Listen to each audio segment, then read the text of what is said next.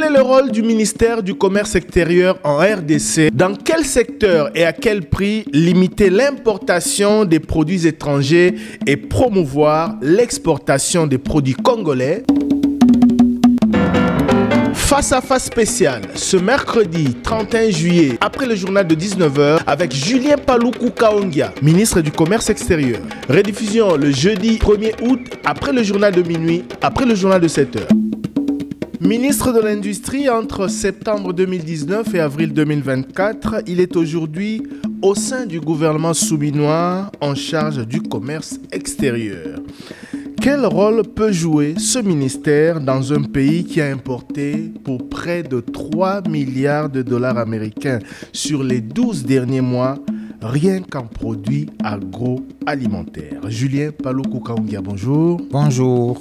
Vous êtes donc, on va dire, investi ministre en charge du commerce extérieur depuis juin dernier. Tout d'abord, quel rôle exact joue ce ministère au sein du gouvernement de la République? Oui, mais merci beaucoup. Le ministère du Commerce extérieur, comme c'est indiqué dans son intitulé, il a en charge en fait la promotion du commerce extérieur. C'est-à-dire, c'est ce ministère qui doit essayer un peu d'accroître la compétitivité des produits congolais sur les marchés internationaux. Ça, c'est un. De deux, c'est ce ministère qui doit contrôler la qualité des produits qui sortent de la RDC et qui entrent sur le territoire congolais. Vous avez entendu, par exemple, à un moment donné, l'histoire des poulets qui venaient de l'extérieur, qui étaient altérés parce que tout simplement, ils venaient de faire autant d'années sur les bateaux, etc. C'est ce ministère qui est en charge de la recherche des marchés à l'extérieur pour les produits qui sont produits, si vous permettez la tautologie, ici en RDC. Je donne un exemple. Aujourd'hui, la Grande-Bretagne est sortie de l'Union européenne par le Brexit et on commence à imposer les produits à l'entrée comme à la sortie de la Grande-Bretagne. Alors c'est ce ministère, par exemple, qui doit contacter le Royaume-Uni pour dire, comme vous avez des problèmes maintenant avec l'Union européenne, nous, la RDC, nous vous offrons les marchés de tel produit, tel produit, tel produit. C'est ce ministère qui doit réguler les importations pour ne pas concurrencer la production intérieure. Je donne un exemple. Nous produisons aujourd'hui les câbles électriques parce que la RDC transforme son cuivre en câbles électriques, aussi bien à Kinshasa qu'à Lubumbashi. Maintenant, c'est ce ministère qui doit réguler quelle est la quantité de câbles électriques qui doit entrer sur le sol congolais, étant donné que la production locale peut déjà satisfaire la demande locale. Donc, il y a autant d'attributions pour ces ministères. Dans d'autres pays, les ministères du commerce et celui de l'industrie sont des ministères régaliens très importants parce qu'en dehors de ce que je viens de dire, c'est ce ministère du commerce extérieur qui est en charge de la négociation des accords commerciaux. Alors, nous allons commercer avec les États-Unis, nous allons commercer avec la Chine, nous allons commercer avec l'Afrique. Et donc, c'est ce ministère qui doit négocier et suivre tous les accords commerciaux entre notre pays et l'extérieur. Premier objectif, promotion du commerce des produits congolais vers l'extérieur. Oui. Le volume de cette exportation est aujourd'hui de combien? Le volume est très faible, effectivement. Il est très faible. C'est la raison pour laquelle ce ministère du Commerce travaille en interministérialité avec le ministère de l'Industrie, 2, le ministère de l'Agriculture, 3, le ministère du Développement rural, 4, le ministère des Ressources hydrauliques, parce qu'il faut que dans les pays soit créé un écosystème qui permette aux pays, effectivement, d'être producteurs. C'est la raison pour laquelle le président de la République, son Excellence Félix Antoine Tshisekedi, a mis en place ce qu'on appelle le plan de transformation agricole. En fait, les gens ne comprennent pas.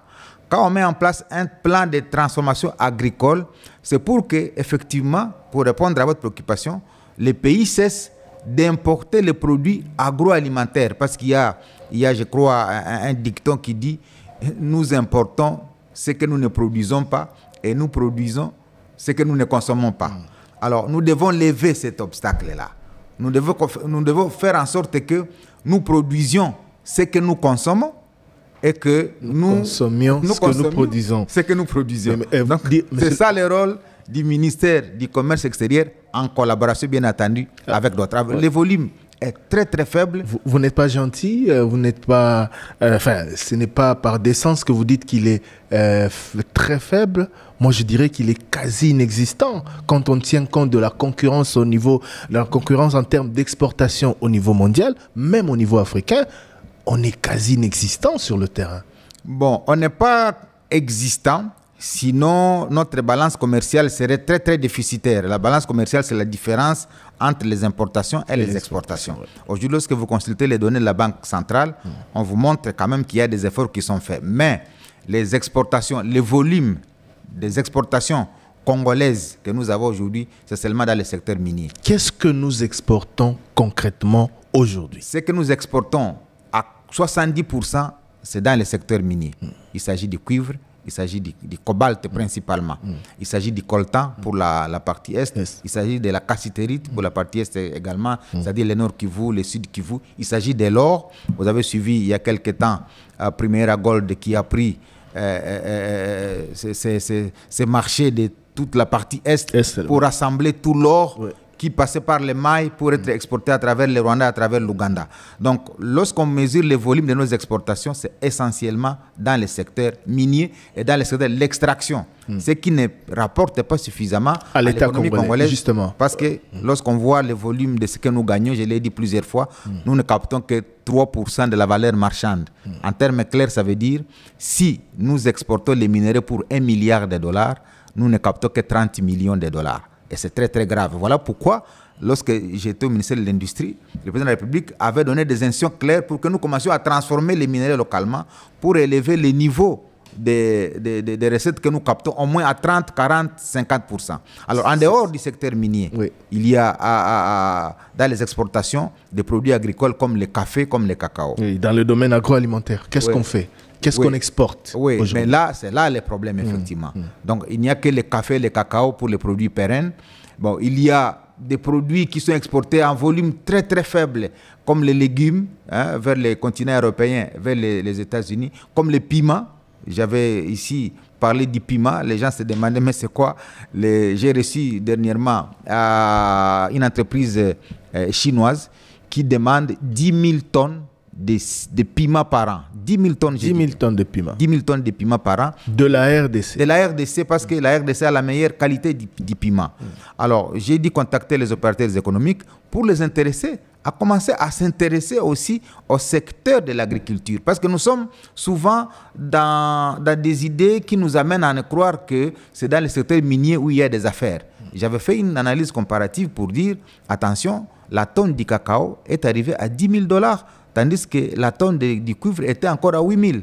Ça veut dire qu'on pouvait mieux investir dans la culture du cacao que dans l'extraction du cuivre. On va revenir sur ce qui est en train d'être fait pour inverser cette tendance et inciter davantage les Congolais à produire, notamment dans les domaines agro-pastoral, en dehors donc, du secteur minier, du secteur agroalimentaire, dans d'autres secteurs. Qu'est-ce que la RDC exporte aujourd'hui? On vous a vu très actif lorsque vous étiez ministre de l'Industrie, parler de la production des câbles, parler de la production des carreaux, etc. Qu'est-ce que la RDC exporte aujourd'hui en dehors de ces domaines qu'on vient d'évoquer? En dehors de ces domaines, il y a aussi le secteur du bois. À un moment donné, nous exportions les bois, les grumes, vers particulièrement la Chine, etc. Mais on s'est rendu compte que la RDC ne gagnait pratiquement rien. Et c'est comme ça que la ministre d'État, à l'époque VPM F. Bazaïba, avait présenté en Conseil des ministres un dossier pour interdire l'exportation du bois. Mais il fallait une solution alternative. Mais si vous interdisez l'exploitation du bois, mais vous en faites quoi? Parce qu'on voit toujours des grumes traverser les routes de voilà pourquoi nous sommes allés avec la VPM F. Bazaïba à l'époque, VPM, au Gabon, à la zone économique spéciale d'Nkok, pour voir comment Arise était en train de transformer le bois jusqu'à 60-70%. Et nous l'avons ramené au pays, et c'est ce qui justifie aujourd'hui la création d'une nouvelle zone économique qu'on appelle Kinmalebo en Sélé ici, qui va être spécialisée dans la transformation du bois jusqu'à 80%. Mais en attendant qu'on transforme le bois, on est en train d'exporter les grumes. Vous l'avez dit également, nous commençons à exporter aussi les câbles électriques.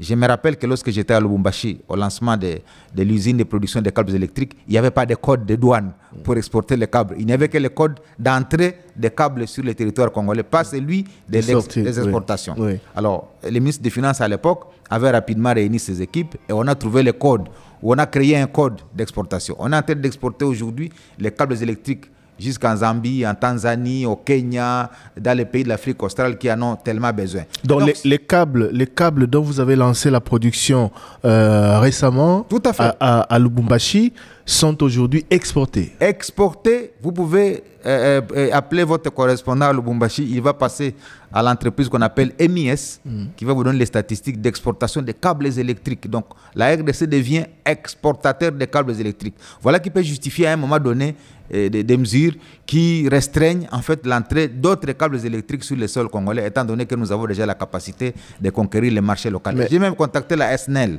pour dire attention, vous, à un moment donné, vous étiez en train d'acheter des câbles à l'extérieur. Maintenant que nous avons une entreprise congolaise, il faut préserver les devises qui sortent chaque mois vers l'extérieur pour acheter sur le marché congolais, créer des emplois, créer de la richesse et permettre à notre économie de souffler un peu. Parce que lorsque les devises restent, ça renforce notre économie et même notre monnaie. Oui, mais à peine on commence à produire sans satisfaire le besoin local, on se met déjà à exporter. Ce n'est pas mettre la charrue avant le bœuf? Non, non, parce que évidemment, il y a des besoins locaux qui sont déjà satisfaits. Je vous informe que nous produisons à Lubumbashi 4200 différents types de câbles électriques.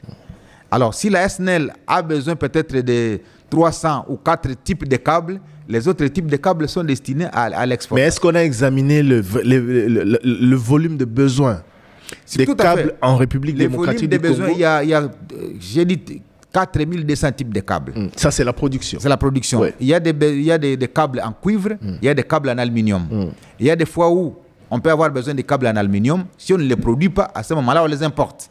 Mais pour l'instant, on est en train de produire des câbles en cuivre. Et j'ai dû demander aux entreprises qui en produisent de déjà commencer à migrer aussi vers les câbles en aluminium. Parce qu'à un moment donné, il y avait des vols de câbles en cuivre, parce que les gens vont refondre les câbles en cuivre et trouver des matières.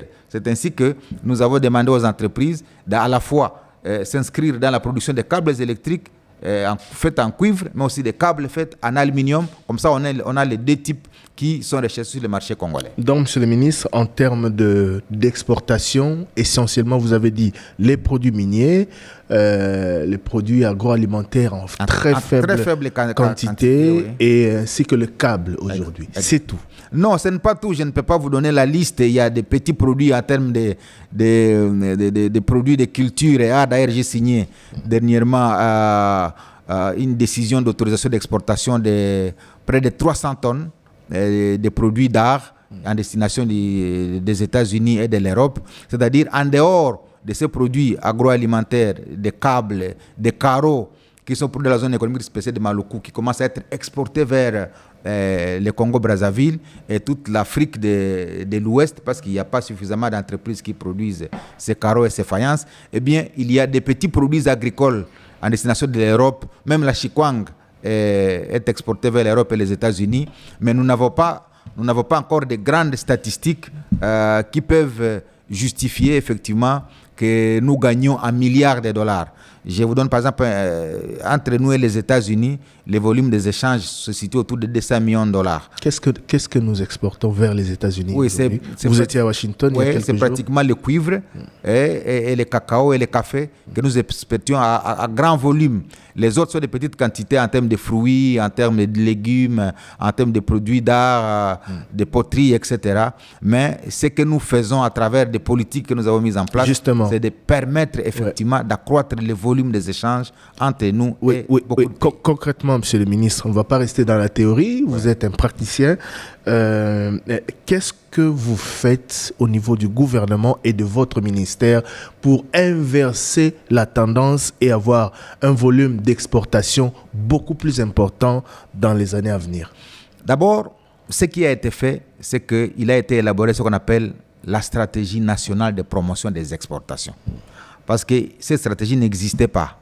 Mon prédécesseur a commencé la stratégie, nous l'avons trouvée, et cette stratégie définit les filières prioritaires. On a défini 62 filières qui seront concernées par les échanges commerciaux entre la RDC et les autres pays. Il y a des filières qui relèvent du secteur agroalimentaire, il y a des filières qui relèvent du secteur minier. Et donc cette stratégie-là nous définit la manière dont nous allons promouvoir nos exportations, mais également les incitations fiscales qu'il faut faire pour permettre aux opérateurs économiques d'être compétitifs sur le marché international. Parce qu'on peut bien produire au Congo, mais arriver sur le marché international avec des produits qui sont plus chers que ceux en provenance d'autres pays. Voilà pourquoi cette stratégie définit aussi la manière dont la RDC doit inciter les opérateurs économiques à produire à moindre coût pour permettre qu'arriver sur le marché international, nos produits congolais ne soient pas plus chers que les produits des autres. Et les incitations, c'est notamment la suppression de certaines taxes. Et mon prédécesseur avait commencé par supprimer 14 taxes et 19 dont le taux a été baissé pour permettre à nos produits d'être effectivement compétitifs sur les marchés internationaux. Il faut inciter aussi les Congolais à œuvrer, à investir davantage dans ces secteurs afin d'avoir des produits à exporter. On a beaucoup parlé, dernièrement sur Top Congo, vous évoquiez la problématique d'accès au crédit. Ici en République démocratique du Congo, on n'a que des banques commerciales. On n'a pas des banques d'investissement, des banques de développement. Et là aussi, il faut que votre secteur, qui est dans ce domaine un peu transversal, puisse promouvoir, on va dire, l'accès au crédit afin de permettre aux opérateurs économiques d'œuvrer davantage dans ces secteurs que vous avez ciblés. Oui, vous vous rappelez que dans ces pays, il existait une banque du commerce extérieur qui a disparu. Les gens ne comprenaient pas c'est quoi. C'était effectivement une banque qui devait financer les activités liées au commerce extérieur, aux exportations. Mais la banque a disparu. Voilà pourquoi au sein de la commission économico-financière du gouvernement, dont le président est le professeur Mukoko Samba, il est en train d'être piloté la création des banques de développement, des banques d'investissement qui financent en fait les activités à long terme. Bon, les gens vont dire, mais vous ne parlez que du futur, vous ne parlez pas de ce qui est fait. Du moyen ou du court terme. Oui, mais pour arriver au futur, il faut d'abord commencer par le présent. Alors, au gouvernement, on est en train de piloter avec le ministère de l'économie et le ministère des finances la création de banques de développement ou de banques d'investissement qui, elles, ont la responsabilité de financer à long terme, 15 ans, 20 ans d'octroi de crédit. Mais en attendant que ces banques arrivent, ce que nous demandons aux opérateurs économiques congolais, c'est de s'intéresser au secteur agroalimentaire, à l'agro-business. Justement, quels sont les secteurs que vous avez ciblés dans la politique que vous évoquiez tout à l'heure, enfin, lesquels en priorité retiennent l'attention du gouvernement? Les produits les plus consommés dans notre pays. L'agroalimentaire. L'agroalimentaire, oui. C'est le maïs. Oui. Pour la viande, c'est les poissons. Imaginez-vous les chinchards que nous importons de la Namibie. Nous avons les mêmes eaux que la Namibie. À un moment donné, nous allons interdire et les riz, et les maïs, et les poissons, mais avec une condition. En disant, tous les opérateurs économiques qui sont par exemple dans le secteur du riz, vous avez 3 ans d'exonération totale. Mais vous maintenez vos prix actuels, même si vous avez les exonérations. Les bénéfices que vous gagnez, vous les investissez dans la création d'un écosystème de production de riz en République démocratique du Congo. Nous avons par exemple le qu'on puisse autosuffire. Oui.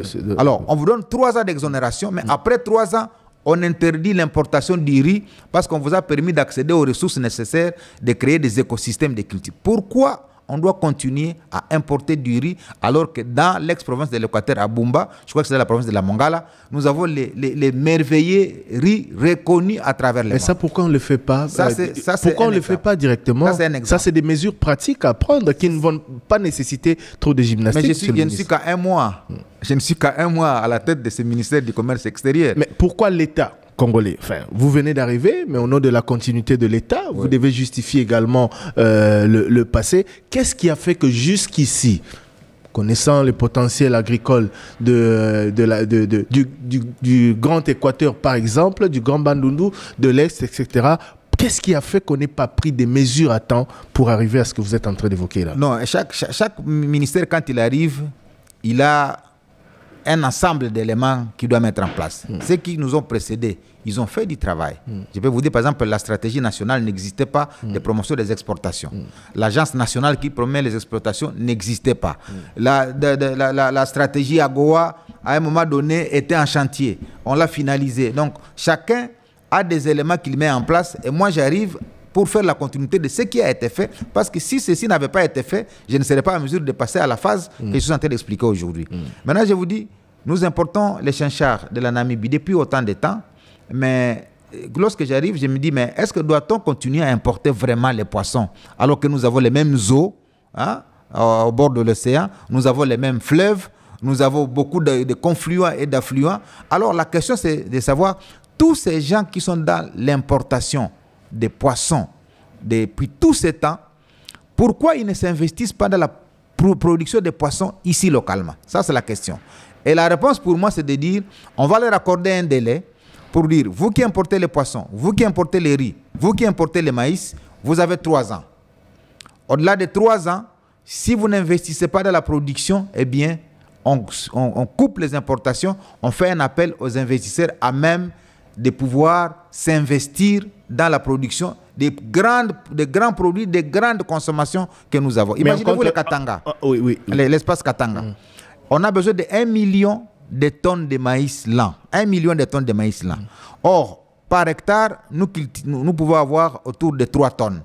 Donc, il suffit de 300 000 hectares pour avoir 900 000 tonnes de maïs produits, ce qui équivaut à peu près à 1 million. Oui, mais en contrepartie, qu'est-ce que le gouvernement fait pour les inciter à davantage produire? Alors, ce que les gens ne savent pas, le gouvernement a exonéré tous les intrants du secteur agricole.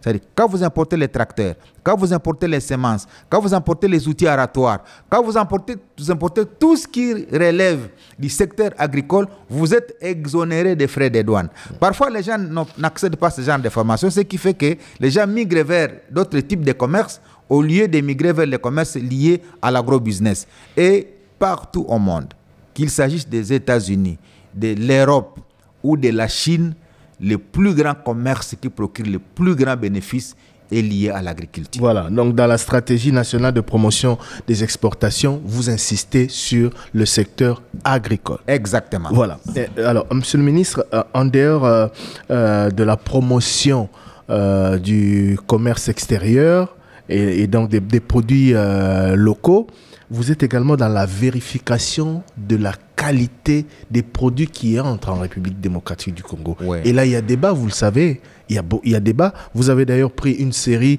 de mesures dernièrement suspendant l'importation de certains produits étrangers. Pourquoi seulement ces produits-là que je vais citer et non pas d'autres? Oui, vous avez évoqué là une question importante liée à la survie de la République et la souveraineté de la République. En fait, le ministère du Commerce extérieur a un office sous sa tutelle. Il s'agit de l'Office congolais de contrôle. En fait, cet office a pour rôle de contrôler et la qualité et la quantité et la conformité des produits aux normes.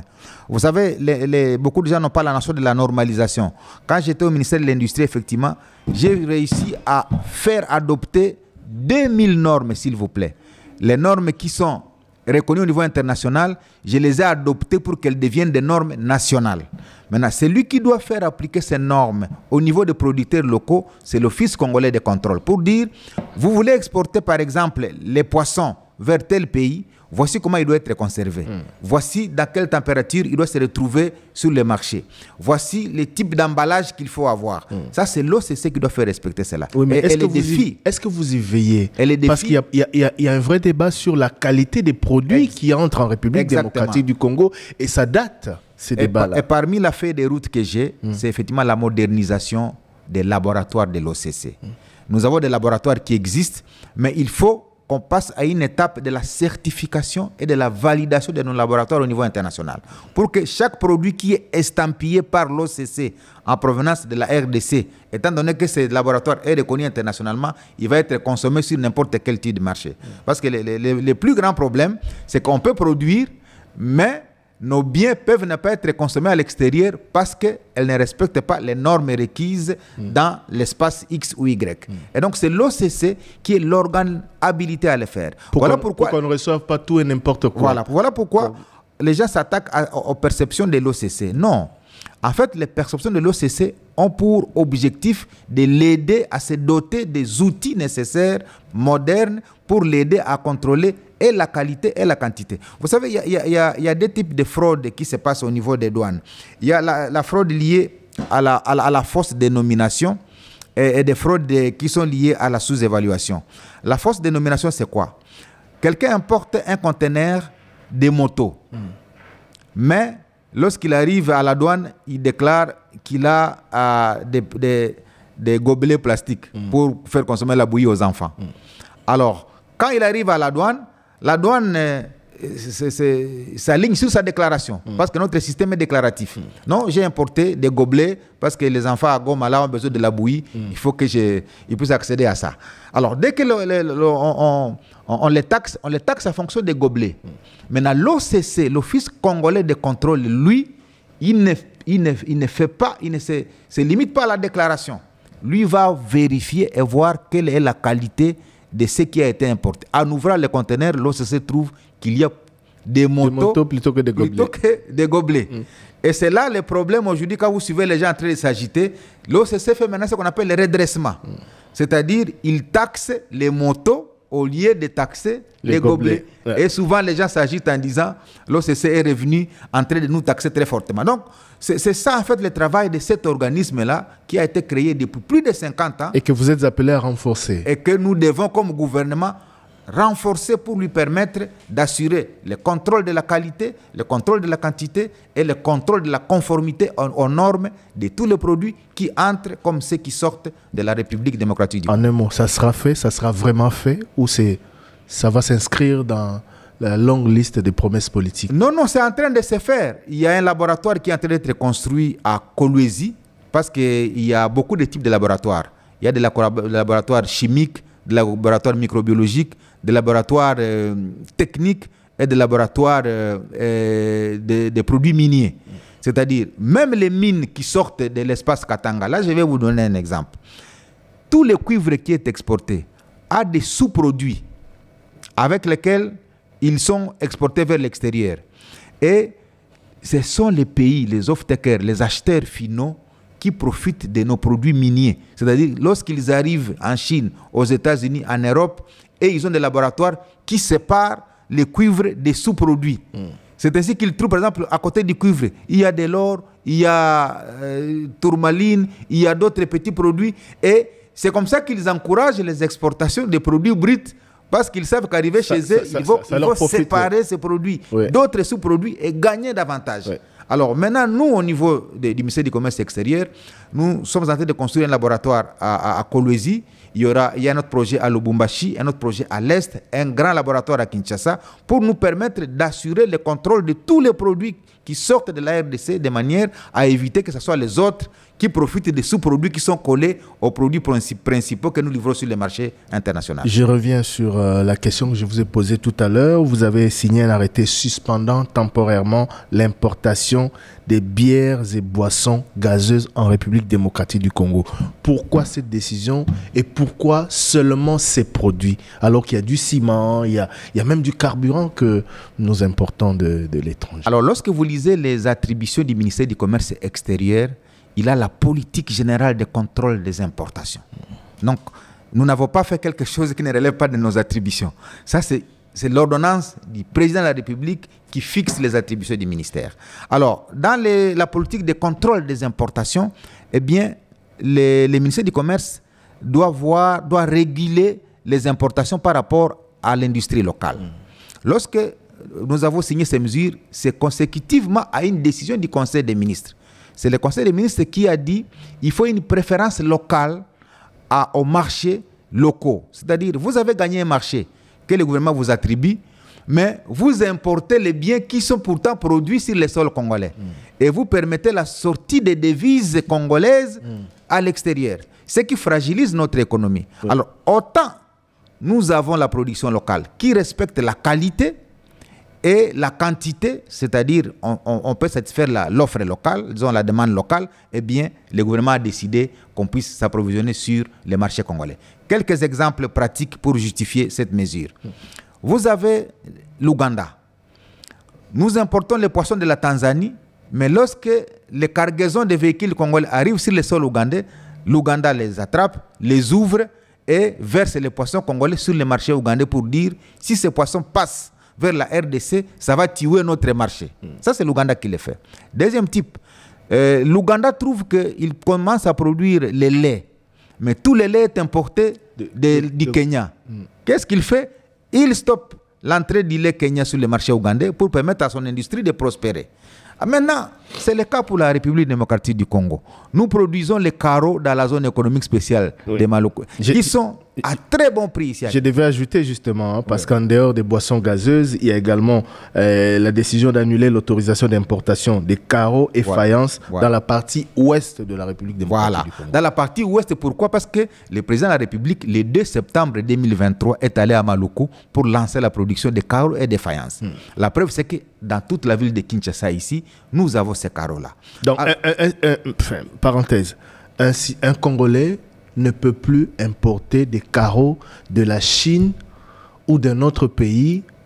S'il est en train de construire sa maison, par exemple, il est obligé de consommer local. Il est obligé de consommer local. C'est ça, ça se fait dans tous les pays du monde. Sa production arrive à la frontière, elle est bloquée. C'est fini. Parce que la décision du ministre, c'est pas la décision du ministre, c'est la décision du gouvernement. Enfin, ça ne viole pas les règles de l'Organisation mondiale du commerce ni du libéralisme économique. C'est la protection de l'industrie locale. Je vous dis pourquoi on signe ces mesures. Lorsqu'on a commencé à produire les carreaux ici à Kinshasa, les opérateurs qui produisent les carreaux sont allés ouvrir les dépôts en Angola. J'ai les photos ici. Je vais vous les montrer. Lorsqu'ils ouvrent les dépôts en Angola, là, aussitôt que c'est ouvert, la police vient et scelle les dépôts pour dire, nous les Angolais, nous produisons nos carreaux ici. Que viennent faire les carreaux qui viennent de la République démocratique du Congo? Ça, c'est l'Angola qui les fait. Alors, maintenant, nous, quand nous prenons des mesures, nous attendons que l'Angola s'agite. L'Angola qui a pris la même mesure chez lui, il ne veut pas que, il ne veut pas que nous, on prenne la mesure chez lui. Oui, mais pourquoi les boissons gazeuses? Alors, pour les carreaux, vous avez expliqué, on produit ici, mais pourquoi les boissons gazeuses? Et pourquoi pas le ciment et d'autres produits? Le ciment est concerné aussi. L'arrêté concerne aussi l'interdiction des ciments et des clinkers. Pourquoi? Nous avons 3 grandes entreprises ici autour de Kimpese qui produisent 3 millions minimum, 3 millions de tonnes de ciment par an. Et la demande locale est autour de 2 millions 500. Top Congo était à Kimpese justement, une édition spéciale et tous ces détails avaient été... Tous les autres opérateurs économiques mondiaux viennent installer leurs industries de cimenterie à côté de la RDC parce qu'ils visent les marchés congolais. Et nous, comme gouvernement, ces marchés-là, ces cimenteries-là, ils emploient des Congolais, ils paient des taxes à la RDC, ils permettent de stabiliser notre économie. Et le premier chantier ou le premier engagement du président de la République, lorsque vous lisez les 6 engagements, il dit création d'emplois pour les Congolais. 6 millions de Congolais. Si ces entreprises ferment, ça veut dire que c'est des Congolais et des Congolaises qui sont en chômage tout de suite. Donc les mesures que nous prenons ont pour essence, ont pour objectif de protéger et les emplois congolais et protéger les richesses que produisent ces emplois-là, mais également de permettre à notre économie de souffler parce que le nombre de devises, le volume de devises qui sortaient chaque année vers l'extérieur vont rester dans l'économie congolaise, nous permettre à stabiliser aussi notre monnaie. Pourquoi ces produits-là? Pourquoi par exemple les boissons gazeuses? Parce que vous n'avez toujours pas répondu à la question. Oui, je vais y arriver. Pourquoi les boissons gazeuses alors que de l'extérieur entre d'autres produits, d'autres boissons beaucoup plus toxiques, avec un taux d'alcool beaucoup plus élevé et qui se vendent ici sur le marché? Oui, vous savez... Et qui sont très connus par les Kinois ou les Congolais. Peut-être les gens ne savent pas que nous produisons. Nous avons la Bralima ici. Nous avons Bra Congo. Dans l'espace Katanga, nous avons Bra Simba. Vers Beni, au nord Kivu, nous avons aussi Bra Simba. Maintenant, nous avons Pepsi. Je suis passé par la zone économique spéciale de Maloko. Eh bien, j'ai vu moi-même la production de produits Pepsi. Les Mirinda que les gens consommaient ici, qui n'existaient plus, vont être déjà produits. Nous avons la capacité de produire 1 200 000 bouteilles par Pepsi ici. Je n'ai pas encore les statistiques, je ne les ai pas consultées pour Bralima et Bra Congo. Ça veut dire quand vous arrivez dans un pays comme la Belgique, les gens consomment leur lait. Bon, pourquoi les gens pensent que lorsque nous demandons aux Congolais de consommer les produits congolais, on pense que nous sommes en dehors de la plaque. Mais dans l'arrêté, il est clairement indiqué que dans les endroits où les produits congolais sont inaccessibles, ou dans les endroits où on n'a pas la capacité de produire tel type de bière, tel type de boisson gazeuse, eh bien, nous demandons à l'opérateur économique de s'adresser au ministre du Commerce extérieur pour lui signer une dérogation. La dérogation permet de contrôler les importations. Parce que les importations arrivent va et va. Oui, dans des coins précis. Oui, dans les coins précis. Oui, oui, où je vous donne l'exemple de l'Est. Il y a Amstel qui est produit par la Brarou, la brasserie du Burundi.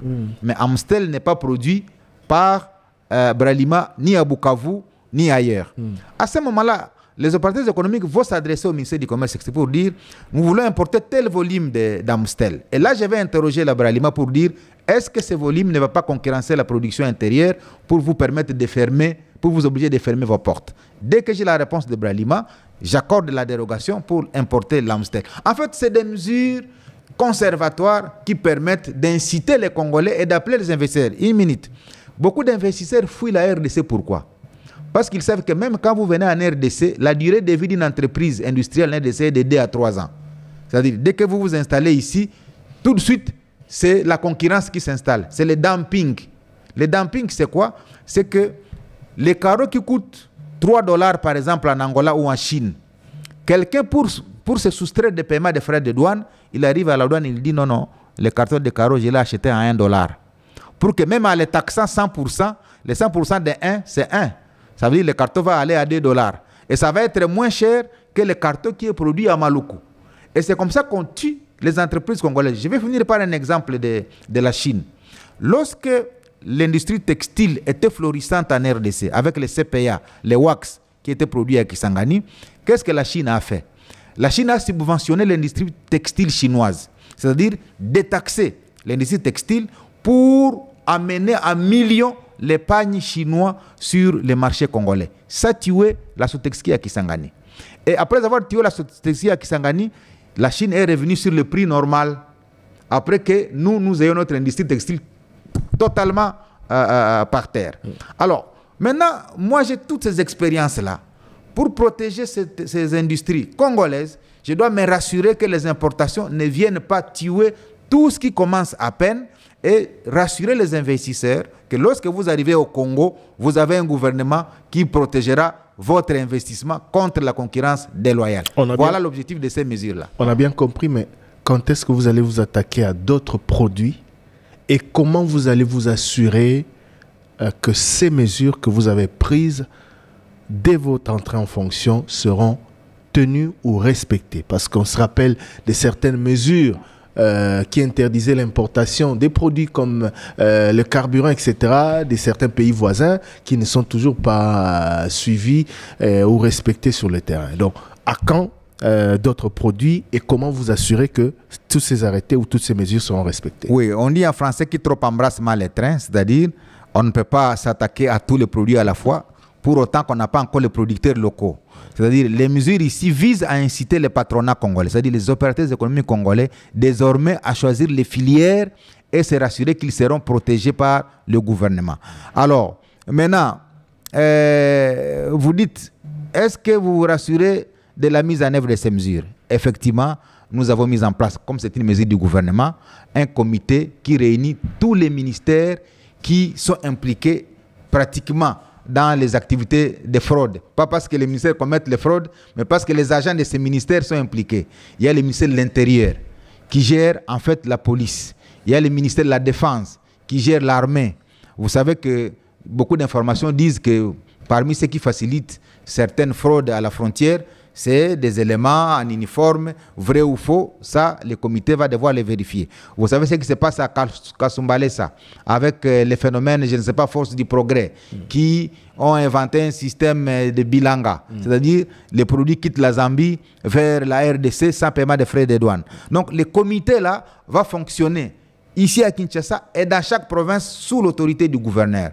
Parce que si les gouverneurs tous s'impliquent dans ces mesures, eh bien les recettes de l'État vont monter et les rétrocessions qui leur sont dues vont également monter et ça va permettre à chaque province d'avoir les ressources nécessaires pour affronter les problèmes auxquels elle fait face. Donc c'est une mesure pour laquelle j'ai accepté de passer ici sur Top Congo pour sensibiliser toute l'opinion que le souci du gouvernement n'est pas de restreindre les marchés congolais, mais plutôt de l'élargir.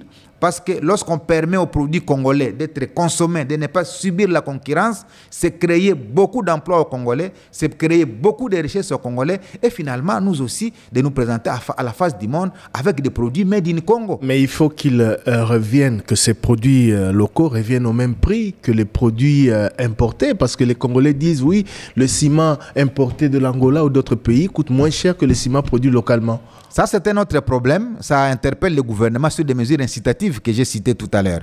Vous voyez, par exemple, la TVA. J'ai interdit l'importation de la chaux, par exemple, au Katanga, dans l'espace Katanga. Les miniers importent les chaux à partir de la Zambie. C'est des dollars et des milliers de dollars qui sortent vers la Zambie. Mais lorsque j'interdis la chaux, eh bien, les opérateurs me disent, mais il y a une TVA sur la chaux qui fait que la TVA devienne, disons, la chaux devienne plus chère que la chaux importée. À ce moment-là, ça nous interpelle, nous, gouvernement, de nous délester d'un certain nombre de taxes pour permettre que nous vendions en quantité et que l'on considère que la taxe que nous devons plutôt prélever, c'est l'impôt. Parce que vous savez, beaucoup de pays au monde ne vivent plus de recettes douanières. L'Europe a supprimé les douanes et l'Europe vit. Les pays européens vivent. Elles vivent des impôts. Nous allons entrer dans la zone de libre-échange continentale. C'est la suppression des barrières tarifaires et non tarifaires. Qui est également sous votre responsabilité. Qui est sous ma responsabilité. Ouais. À ce moment-là, nous sommes en train de nous apprêter à ça pour dire on ne doit pas seulement vivre que des recettes douanières. Nous devons soutenir notre économie pour créer une activité économique intense à l'intérieur du pays, laquelle activité va nous permettre de prélever des impôts qui font vivre un État et non pas les recettes douanières. Monsieur le ministre Julien Paluku Kaongia du commerce extérieur, vous revenez de Washington, vous avez obtenu notamment auprès de vos collègues ministres extérieurs des pays africains l'organisation en juillet 2024 ici à Kinshasa. 2025 ici du forum AGOA. C'est quoi l'opportunité d'organiser ce forum ici? Et qu'est-ce qui va ramener à la République démocratique du Congo? Oui, d'abord, à Goa, il faut que l'opinion comprenne c'est quoi. C'est une loi américaine qui avait été votée par le Congrès en 2000. Cette loi s'appelle African Growth and Opportunity Act. C'est-à-dire, c'est une loi de préférence américaine qui permet aux produits de l'Afrique subsaharienne d'entrer sur le territoire américain sans paiement des douanes. Deux objectifs principaux. Le premier, c'était de permettre aux Américains d'accéder aux produits africains à moindre coût. Parce que quand on enlève les frais de douane, c'est que les produits deviennent moins chers. Le deuxième objectif, c'était d'inciter les économies africaines à se structurer. Parce que quand vous savez que le marché américain a besoin de vos produits, ça permet à vos économies de s'organiser, de se structurer. Et je vous donne l'exemple de l'Afrique du Sud. Aujourd'hui, l'Afrique du Sud importe des produits automobiles de l'Afrique du Sud vers les États-Unis. Exporte. Oui. Exporte, ouais. S'il vous plaît. Alors, l'Afrique de l'Ouest a saisi l'opportunité. Il y a les cotons, les produits textiles qui sont exportés vers les États-Unis et ils gagnent 1 milliard. Est-ce que le marché américain a aujourd'hui besoin des produits congolais? Oui, c'est 300 millions de consommateurs.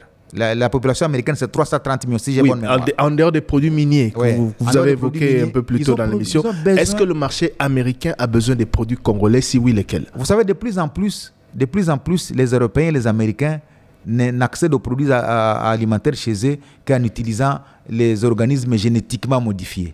Mais ils ont constaté que les seuls produits bio proviennent de l'Afrique. Et c'est la raison pour laquelle il y a une préférence sur les produits africains, parce que le type de sol qui est utilisé n'utilise pas les engrais chimiques.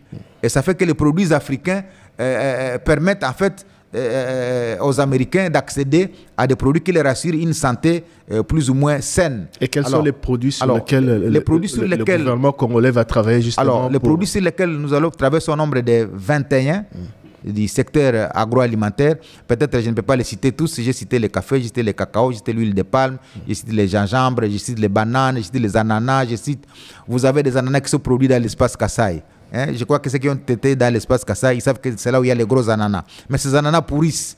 J'ai cité les avocats. Aujourd'hui, l'économie kenyane vit des exportations des avocats vers la Chine. Mais nous, avec les États-Unis, nous avons listé 21 produits du secteur agricole, y compris les gingembres que nous avons ici. Donc, c'est des produits comme ça pour lesquels, maintenant, nous faisons une interpellation au patronat congolais, à la Fédération des entreprises du Congo. Parce qu'aux États-Unis, nous avons rencontré la Chambre du commerce, présidée par Mme Kendra, je crois que c'est ça son nom, qui nous a reçus et qui a dit que la Chambre de commerce a la mission de mobiliser le patronat américain.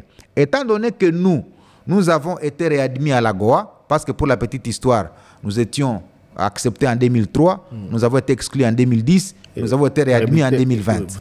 Alors, quand nous sommes réadmis comme ça en 2020, eh bien, ça incite les opérateurs économiques américains à s'intéresser sur notre pays. Et c'est la raison pour laquelle nous avons bataillé dur. Le président de la République nous a dit, et la première ministre, vous allez à Washington, nous voulons vous voir rentrer avec l'organisation du Forum AGOA à Kinshasa. Pourquoi? Parce que tous les opérateurs économiques américains vont se trouver ici. Tous les Africains vont se retrouver ici. Ce que nous gagnons dans ça, c'est aussi l'image du pays. Parce que souvent, quand on voit l'image de la RDC à l'extérieur, c'est un pays de guerre, c'est un pays de corruption, c'est un pays qui n'est pas fréquentable. Mais quand tout cet arsenal-là de la Fédération des opérateurs américains vont arriver ici, avec, je ne sais pas, ceux qui viennent de partout ailleurs, ils vont avoir une autre idée sur la RDC, dire, ah bon, mais Kinshasa, on peut se réveiller du matin au soir et ne pas avoir un coup de balle.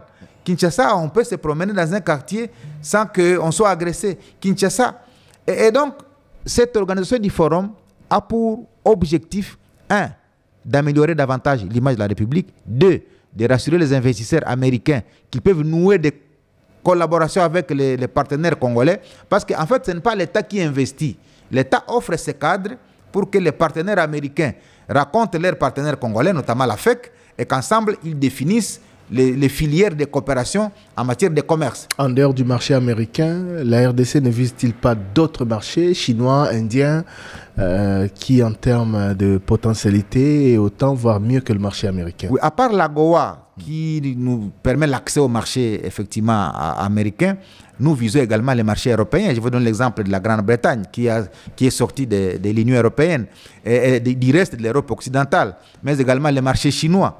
Il y aura les forums Chine-Afrique, je crois en septembre 2024.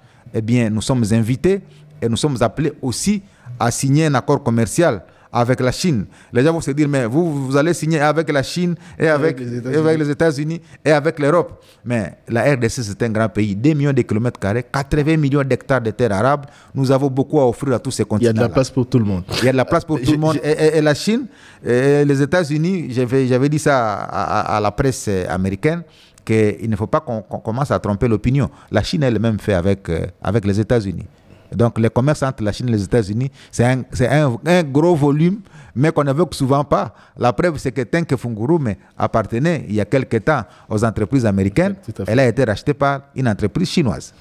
Justement, devant la presse américaine, je vais citer l'un des passages de votre intervention.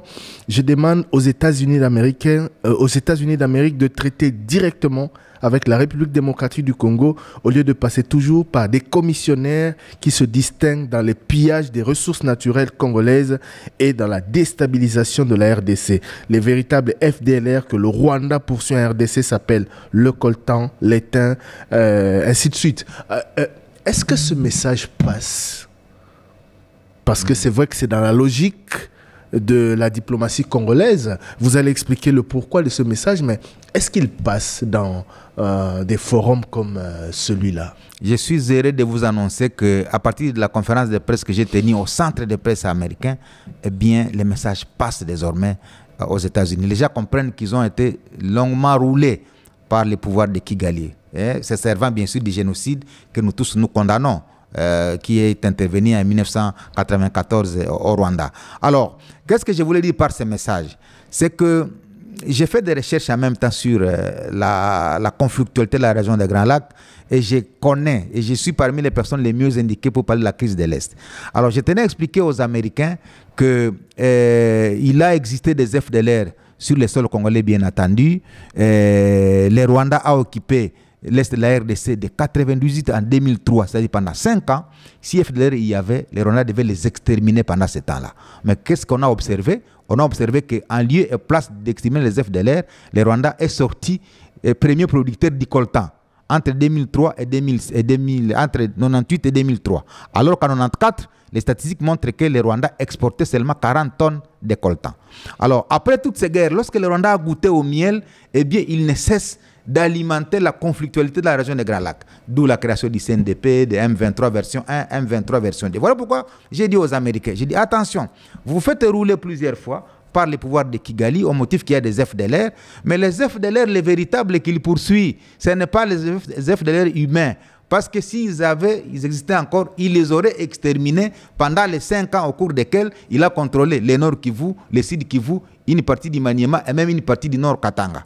Alors, aux Américains, je leur ai dit, vous, je sais que vous traitez avec Kigali et il vous a rassuré que c'est lui qui assure le contrôle de l'espace de l'Est, que désormais cela doit être fini. Comme nous sommes dans la Goa et que vous faites la promotion des exportations de produits congolais, nous avons dans notre stratégie nationale à Goa mis et les coltans et les diamants et la cassiterite dans les produits qui vont faire l'échange entre la RDC et les États-Unis pour que les États-Unis cessent de traiter avec les commissionnaires qui est le Rwanda et traiter directement avec les propriétaires des ressources. Et le message est entré parce qu'on a compris que les véritables FDLR, c'est effectivement les coltans, c'est les nobium, les pyrochlores que j'ai toujours cités, c'est la cassiterite et non les FDLR qui sont vieux de 70 ans, 80 ans et qui, à mon avis, ne constituent aucune menace contre un gouvernement bien assis à Kigali. C'est donc le sens du message que j'ai transmis pour rassurer les relations désormais